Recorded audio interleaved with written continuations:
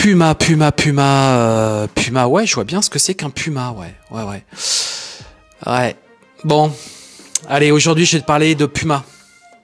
Tu vas te dire, qu'est-ce qu'il est en train de nous raconter là, le Sébastien? Qu'est-ce qu'il est en train de nous faire, sa chaîne YouTube d'immobilier, à nous parler de Puma? Salut, c'est Sébastien, bienvenue sur cette chaîne YouTube. Aujourd'hui, effectivement, je vais te parler de taxe Puma. Et oui, j'ai précisé taxe Puma. Donc, effectivement, on va parler de taxe. Je vais pas t'annoncer des bonnes nouvelles. Mais peut-être que c'est un terme que tu ne connais pas et pourtant, il va être vraiment important que tu t'y intéresses et que tu comprennes ce que c'est que la taxe Puma. Donc, si tu as créé une société SASU ou SAS ou que tu es en train d'en créer une, franchement, je t'invite à bien regarder cette vidéo jusqu'à la fin, c'est vraiment important. En plus, ce qu'il faut savoir, c'est que cette taxe Puma, c'est pas très connu. Honnêtement, on n'en parle pas trop. Pourquoi? Parce que c'est une taxe qui est surtout applicable et appliquée ce qu'on appelle aussi aux rentiers. Tu vas comprendre pourquoi je te dis tout ça. Mais attention, parce que je sais que souvent certaines personnes créent des SAS ou des SASU parce qu'elles veulent tout simplement se rémunérer uniquement sur les dividendes et que du coup elles se disent ça me permet de ne pas payer de cotisations sociales. Tu vas voir que dans cette vidéo, je vais pas t'annoncer que des bonnes nouvelles, quoi. Là, j'ai plutôt commencé par t'annoncer la mauvaise nouvelle, la douloureuse. Et puis ensuite, après, on verra qu'il y a quand même des bonnes nouvelles suite à ça. J'aime bien toujours terminer ma vidéo par une note positive et c'est bien évidemment ce qu'on va faire dans cette vidéo. Bien évidemment, avant de commencer cette vidéo, comme d'habitude, je vais te balancer le fameux générique.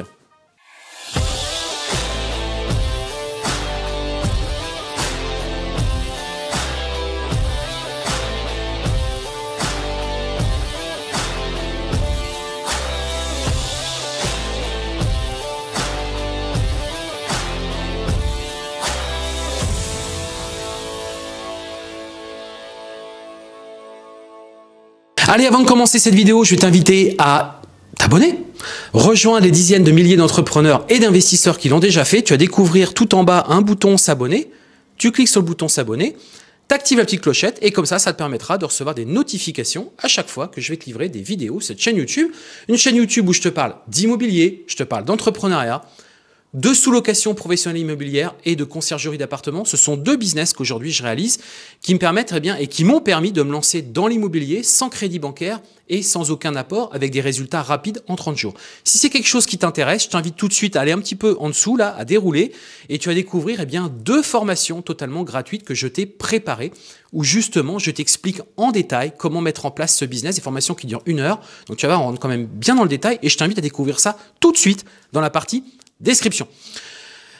Donc aujourd'hui, on va parler donc de cette fameuse taxe Puma. Alors c'est plus ou moins le terme est un petit peu, c'est pas exactement ça. C'est plus en fait une taxe sur les cotisations subsidiaires maladie, la CSM. Tout simplement. Et cette vidéo va s'adresser à ceux qui ont prévu, si tu as prévu de créer une SAS ou une SASU ou que tu as déjà une SAS et une SASU, clairement cette vidéo, regarde-la bien jusqu'à la fin parce que il y a des pas des bonnes nouvelles, parce que je pense que tu connaissais pas, mais il y a quand même des bonnes nouvelles et on va rentrer un petit peu plus dans le détail, bien évidemment. L'idée, si tu veux, c'est que cette cotisation subsidiaire maladie, c'est tout simplement un moyen de prélever une cotisation qui va te permettre de payer des cotisations sociales. Alors attention, on ne parle pas de prélèvement obligatoire social, pas du tout.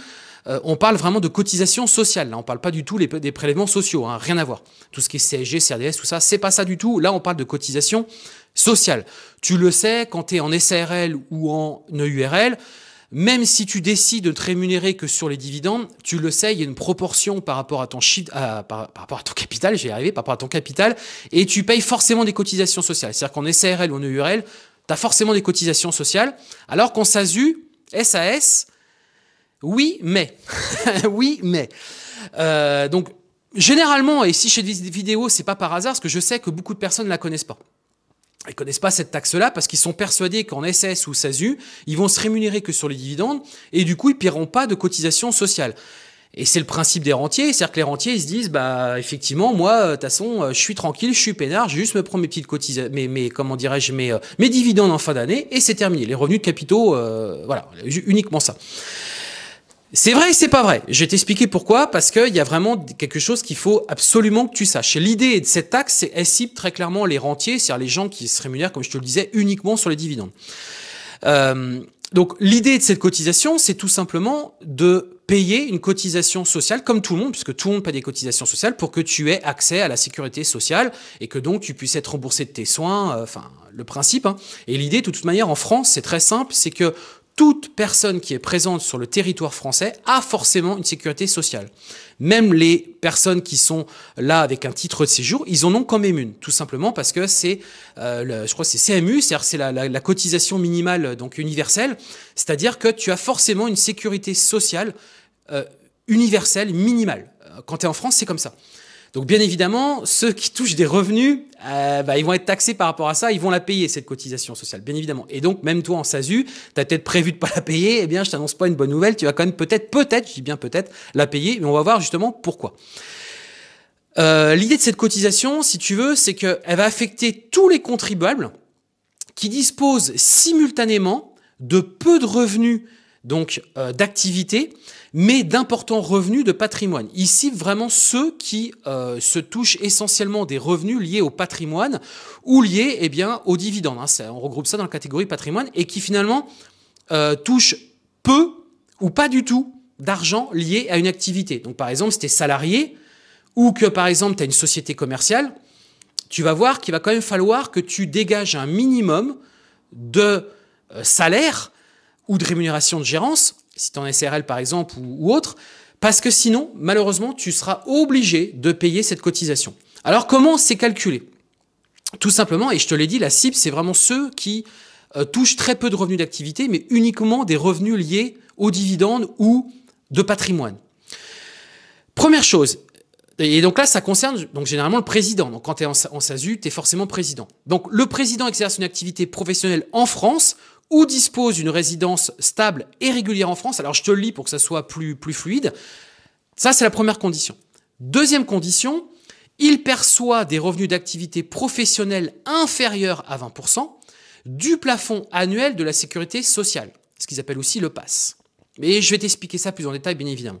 Et petit 3, il perçoit simultanément des revenus du patrimoine et du capital supérieurs à 50% du PASS. Donc je vais t'expliquer plus en détail comment ça fonctionne.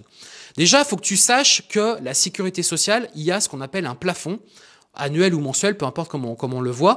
Si c'est annuel, aujourd'hui, ça tourne à peu près aux alentours de, en 2022, j'ai regardé, on est à 41 136 €. En gros, part sur la base de 41 000, voire même 40 000. Voilà. Part sur cette base-là. Donc, qu'est-ce qu'on dit là-dedans? On dit là-dedans que si tes revenus d'activité, donc de salarié, donc soit salarié, soit tu tires des revenus de ta société, si ils sont inférieurs à 20% donc de cette comment dirais-je de cette taxe, s'ils sont inférieurs à 20% eh bien donc du plafond de la sécurité sociale, donc 20% ça fait à peu près 8 000 €. S'ils sont inférieurs à 8 000 €, eh bien tu vas être concerné. Si par contre tu perçois simultanément des revenus donc supérieur à 50% du plafond de la sécurité sociale, donc en gros 20 000 € pour schématiser, hein, c'est un petit peu plus que ça, mais pour faire très simple, eh bien tu vas être concerné. C'est-à-dire que si à un moment donné tu perçois moins de 8 000 € à l'année de salaire, mais qu'en contrepartie tu dépasses 20 000 € de dividendes, eh bien tu es clairement concerné par cette fameuse taxe. D'accord? C'est-à-dire que tu vas être concerné par rapport à ça. Si par contre, tu touchais 9 000, 10 000 € à l'année donc d'activité salariée, tu ne seras pas concerné. En fait, l'idée, si tu veux, c'est que derrière, ils veulent vraiment cibler ceux qui tirent majoritairement leurs revenus donc des dividendes et qui se prennent très très peu de salaire. Très très peu. Parce qu'on le sait tous, se prendre très peu de salaire, ou même 100 ou 200 € ou 300 €, en tant que président, c'est possible, hein, le truc, c'est que tu vas donc cotiser. Mais non, ça marche pas. Il faut qu'il y ait un minimum. Donc le minimum rapporté au mois, ça doit faire à peu près 700 et quelques euros, 700 €, quelque chose comme ça.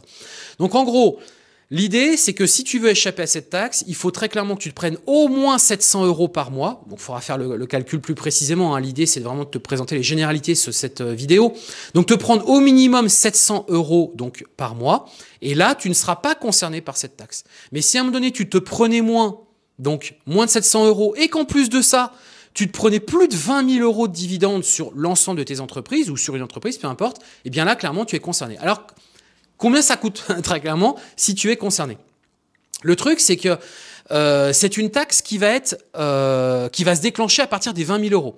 Donc, si imaginons, tu te prends 30 000 euros, ben en fait, cette taxe va s'appliquer sur les 10 000 euros. D'accord? La différence entre les 30 000 et les 20 000. Donc déjà, la première partie des 20 000, tu ne vas pas être concerné.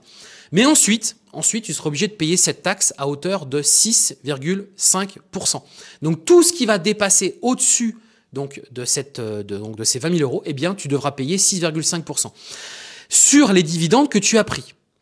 Et cette taxe, elle est linéaire, d'accord? C'est-à-dire qu'elle va tout simplement s'adapter en fonction des dividendes que tu vas prendre. Donc, prenons un exemple. Ce taux va baisser donc régulièrement, hein, c'est clairement linéaire, lorsque les revenus augmentent. C'est-à-dire que plus tu vas prendre de revenus, plus derrière, ce taux va s'abaisser. D'accord? Il devient nul lorsque les revenus atteignent le seuil de 20% du plafond annuel de la sécurité sociale. Donc, tu as compris, dès que tu as dépassé donc, les 700 euros à l'année, eh bien là, pour le coup, je te l'ai dit juste avant, tu ne paieras plus cette taxe. D'accord? Donc, plus tu vas te rapprocher de ce minimum de 700 euros tous les mois, donc tu l'as compris, hein, si tu te prends 700 euros, bah, tu paieras des cotisations sociales comme tout le monde. On le sait, en société, on est à peu près à 80 quelques % de cotisations sociales. Donc, c'est comme ça.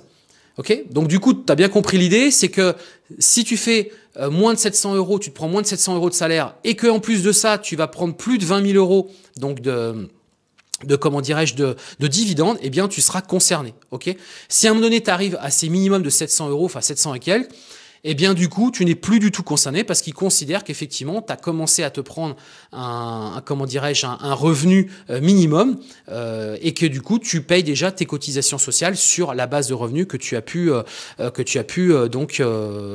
prendre par rapport à tes différentes activités.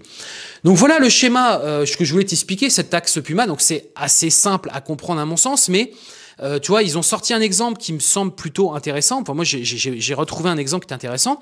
Un président de SASU perçoit 100 000 euros de dividendes au cours, par exemple, de l'année 2021. Il a bénéficié d'une rémunération de 6 000 euros au titre de son mandat social. Il n'a pas d'autres revenus. Hein. Eh bien, ces revenus d'activité, donc 6 000 euros, ne dépassent pas les 20% du PAS, du plafond de la sécurité sociale, soit 8 227,20 euros pour 2021. Il est donc redevable de la CSM, la cotisation sécurité minimum. Le montant dû s'élève donc à 1 398 euros.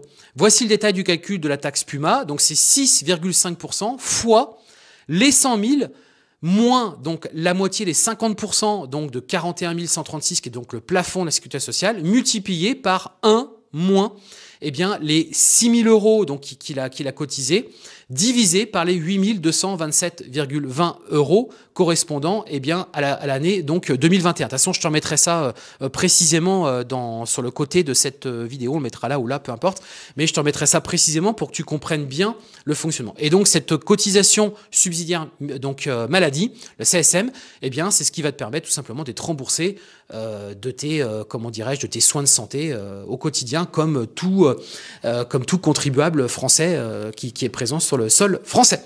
Voilà, j'espère que cette vidéo, eh bien, elle t'a fait comprendre que tout n'est pas forcément rose, mais il y a quand même des solutions, on l'a vu. Hein. À partir du moment où tu dépasses ce minimum de plafond de sécurité sociale, des 20%, eh bien, du coup, tu n'es pas concerné. Donc, à toi de faire attention, te prendre quand même un minimum et de pas uniquement prendre en dividende parce que cette solution-là, on l'a vu, ne fonctionne pas.